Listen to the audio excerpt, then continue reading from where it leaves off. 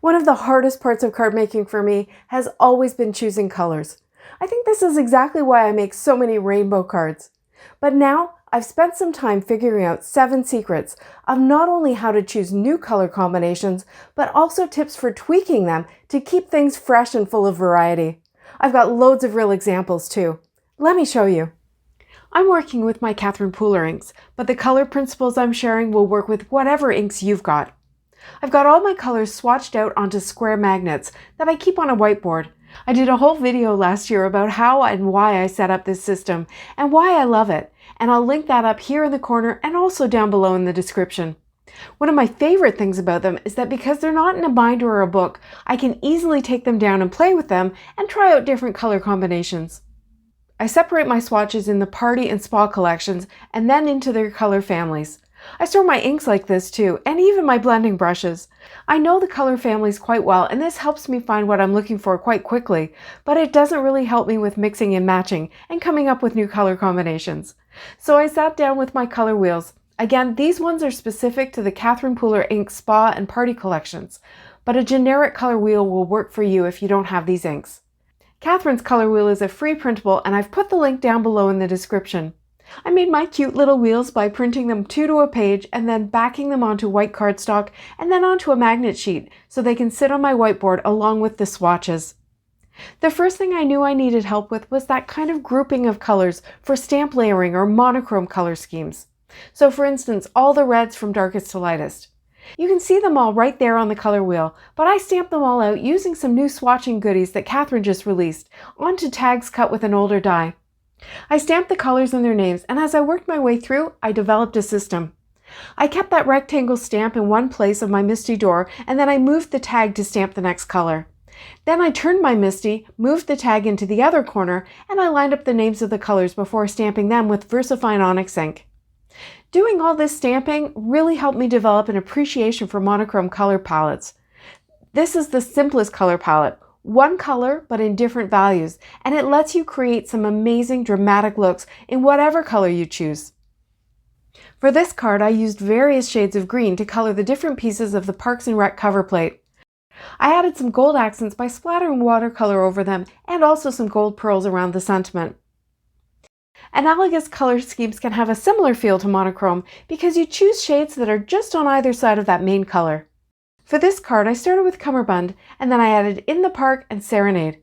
There's more variation here than in a truly monochromatic palette, but the feeling is similar. Now what if we take a monochrome palette and add a small pop of color? You could choose a complementary color which is directly across the wheel and always looks really good. For this card, I cut strips of cardstock and then used various shades of blue to create my night sky, and I added a pop of yellow with my sparkly star. For this card, I evened things out a bit, and I used 2 complementary monochrome color schemes. So I've got different values of reds and greens that I stamped in the same way as my swatches, and then trimmed them down with square dies before adding my sentiment and embellishments. For this card, I used what is called a split complementary palette. I started with red, and instead of using the real green that's directly across from it on the wheel, I went one step on both sides and ended up with a yellow-green and an aqua. This gives a modern feel that's still very Christmassy. Now let's talk about triad or 3 color palettes. These are 3 colors that are equally spaced on the color wheel. We all know red, yellow, and blue. Basic, simple, primary. I created this card with red, yellow, and blue ornaments, and I used some darker values to add some ink blending to one side to give the look of dimension.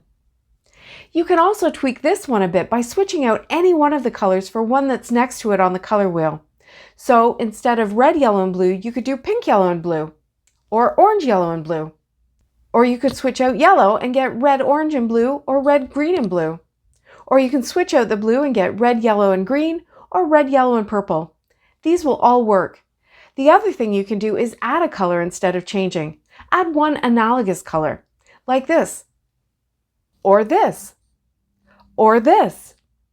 If you start thinking about all the different shades or values of the different colors, all of a sudden your 3 color palette choices are looking pretty limitless. If you like the idea of being able to play around with single color swatches, but you don't love the idea of the magnets, Catherine has a new fun option. You can use these dies to make swatches that look like mini ink pads. I added color to all the ovals, stamped their names, and then adhered them to the base. On the back, I stamped their color family name, and another thing you can do is stamp the main color, the complement, and the triad and the tetrad. I've only gotten one of these done so far, but I can see that it could be useful. This video is part of a hop to share our tips and tricks for organizing and swatching our Catherine Pooler inks, and showing you the new swatching stamps and dies. I've put a link to the next video in the hop in the description below. Okay, so now what about 4-color combinations, or tetrad? These are combinations I really didn't know that much about, and it's hard to really see or get your eye to understand them just by looking at the wheel, so I stamped them all out with that same tag die and the new swatching goodies just to see how they looked. For this card, I chose the lightest value from my 4 colors, and I got It's a Girl, Tiara, In the Park, and Serenade. I knew I wanted to make another Christmas card, so I reinforced the red and green by adding in the darker values, Party Dress and Mardi Gras, and I also put fewer of the yellow and blue hexagons into my design. I used a party dress mat to further emphasize the festive look that I was going for. Now, these are all types of combinations derived from the color wheel, and it's a great tool to have and explore, but of course you can find fun color combinations all around you. I went back to my latest few videos where I've been trying really hard to use new color combinations to keep things interesting. Many of them came from my Pinterest boards rather than directly from the color wheel, but my Pinterest boards are really unorganized, and they include quite a few duplicates. So I went through and I stamped a bunch of my favorites to keep with all my other swatch tags. Then I started playing with them, and again I found that if you want to freshen up any color combination, there's a few things you can do. Number 1, add a neutral. Adding gray, white, black, or brown gives a bit of variety, and depending on the neutral, you can get quite a different look. See how different this design looks on a black card base? Number 2, change the value of any one or all of your colors. A mix of darker and lighter shades can really add interest. Number 3, change any one of the colors to an analogous color. We talked a bit about this with the primaries, but it works with however many colors you've got. Number 4, use similar colors from the opposite collection, party to spa or vice versa. Here I remade this Noel card with spa colors. It has a very different, more muted feel. Number 5, change the proportion of colors you're using within the same palette. With this card, if I had left out the darker colors and kept all the colors equal, it would have a much less Christmassy feel. Number 6, remove one or more of your colors from your palette. This works well with palettes with larger numbers, but the principle is the same as changing the proportion above. Number 7, mix spa and party colors. Yes, it can be done. At the end of the day, if you think the colors look good together, then they do. I hope you find my color combo secrets useful for freshening up your own card making. Now it's time to hop to the next video to learn even more. Thanks so much for watching. See you next time.